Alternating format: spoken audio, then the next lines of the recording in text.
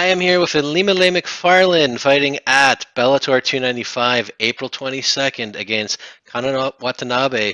Ilima-Lei, how are you doing today? Hi, I'm great. Just bundling up. It's cloudy and overcast here in San Diego, oddly. Not a problem. Who do you have with you? I see someone just kind of moving a little. Yep, so that is my foster baby. That's Bunny. Bunny. Bunny. I almost feel bad Hi, disturbing him. Bunny. No, she's fine. So yeah, she's my foster dog. Actively looking for a home for her. So if anybody's in the SoCal region, hit me up. She's the best. Yeah. And so her name's Bunny Whaler. How long have you been fostering for? For a long time, like probably since 2019. Yeah, around that time. And so yeah, I have 5 dogs currently, fostering Bunny. And yeah, we like to, once we find, I like to use my following to help find a home for these pups. And then, yeah, probably, I think we have a couple options for her. So I'm excited. But again, if anybody else is interested and they're in the Southern California region, seriously, come to my page, hit me up in the DMs, and we'll go from there. Well, that is fantastic. Great cause. You've got a fight coming up, obviously. Fighting at home again. I wanted to ask, is fighting in Hawaii less stressful for you? Is it more stressful because there's added pressure? How do you feel going into these fights? I'm at the point in my career where it's fine. It used to be high pressure, when I had the belt and felt like I needed to win and I needed to defend it in Hawaii and the cards being tent pole events, but I think getting the loss out of the way last year to Justine Kish, like definitely has taken a lot of pressure off of me moving forward because I always thought that was the worst thing that could happen was me losing in Hawaii. And then it happened and it wasn't the worst thing ever. It was totally fine. Like people didn't care. It didn't affect me or my loved ones. And so I think after experiencing that, there's not a lot of pressure. I look forward to fighting back home. Well, that is good to hear. And you mentioned the loss, then you bounce back in August. You get the win against Bruna Ellen. What were your takeaways from those two fights last year? My takeaways were that uh, I gotta really figure out what's going on with my health and my body. Yeah, even though I got the win against Bruna Ellen, that fight I missed weight, which has never happened before, the first time in my career. So it's almost like I like suffered 2 back-to-back losses, with Justine Kish.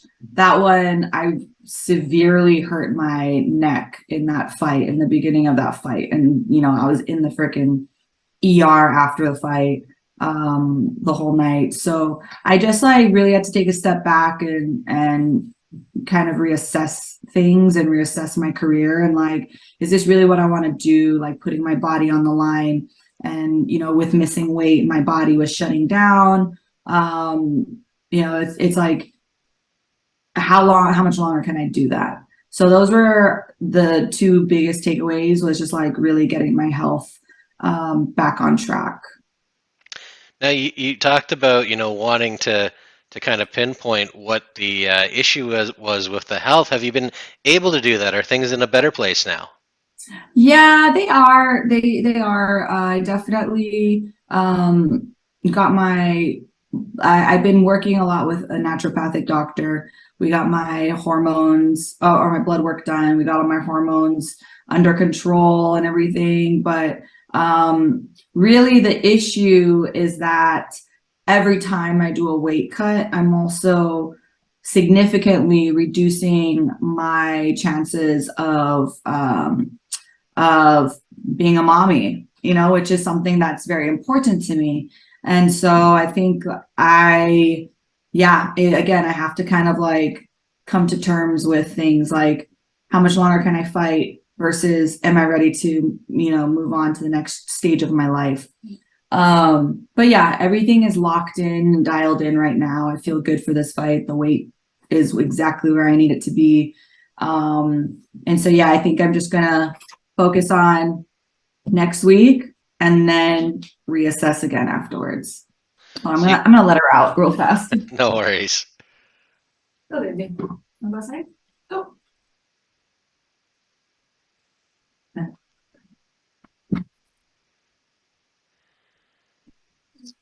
So you kind of touched on my next question, I guess, by saying, "Hey, we're gonna be locked in for this fight and then reevaluate."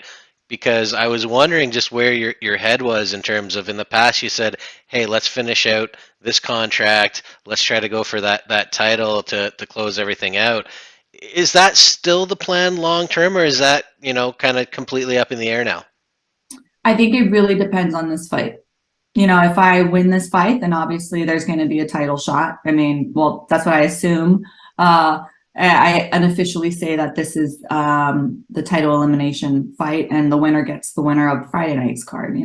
So that it really depends what happens in this fight. And if I emerge healthy and victorious, then it's like, yeah, let's freaking keep it moving. Let's go for that title one more time, and then think about retiring.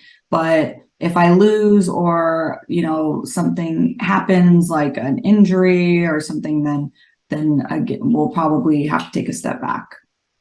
If Bellator opened a 135-pound division, would that interest you at all? Would that be an easier, obviously an easier cut? Would that be something you consider?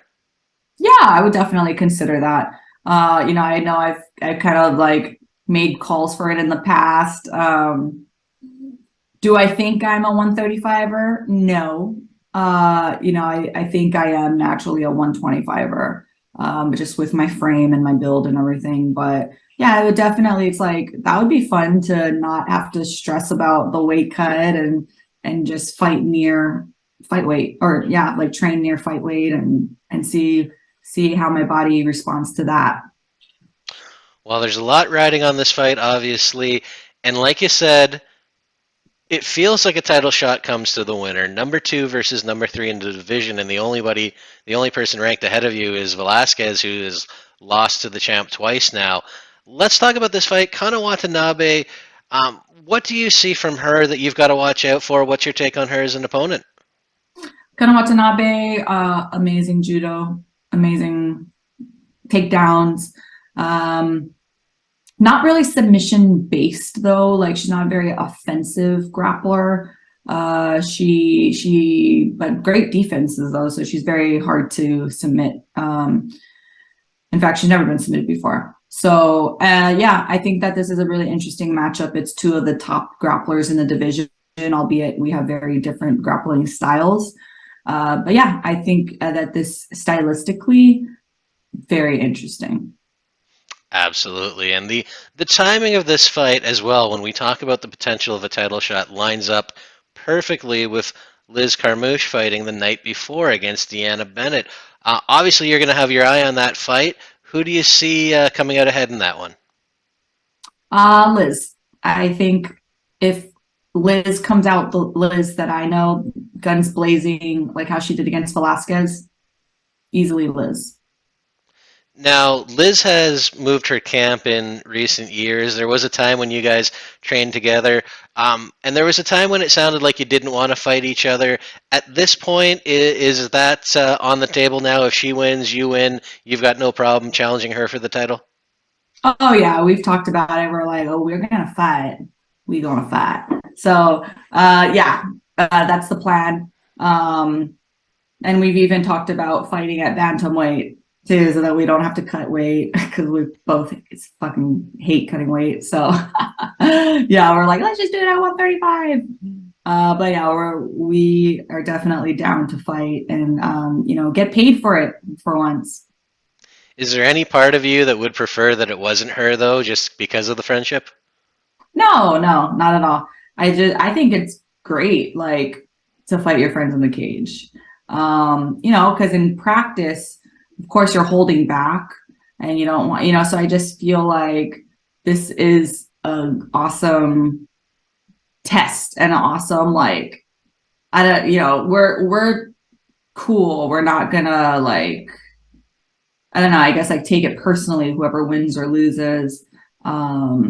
And so why not again get paid for it this time instead of just punching each other in the face for nothing?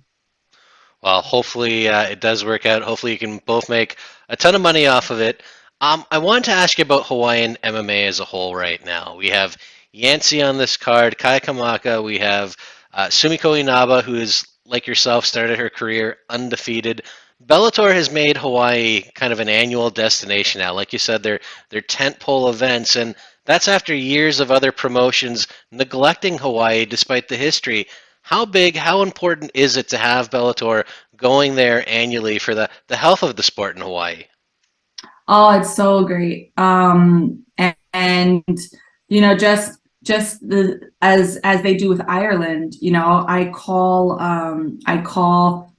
Bellator Hawaii's promotion. And I remember even Coach Kavanagh said that about Ireland. He's like, that's how Ireland feels too. Like Bellator is Ireland's promotion. And yeah, so I think that it not only is healthy for Bellator, but it's healthy for Hawaii and it's healthy for the sport as a whole. Because, like you said, other promotions were neglecting Hawaii, and there's so much rich MMA history out of the islands. I feel like the islands have given so much to the sport in terms of fighters, old events, everything that it's just why wouldn't there be more, big promotions going out there? So I think that it's nothing but good. And Bellator does it responsibly. They do it, truly highlighting local Hawaii fighters who, otherwise would get.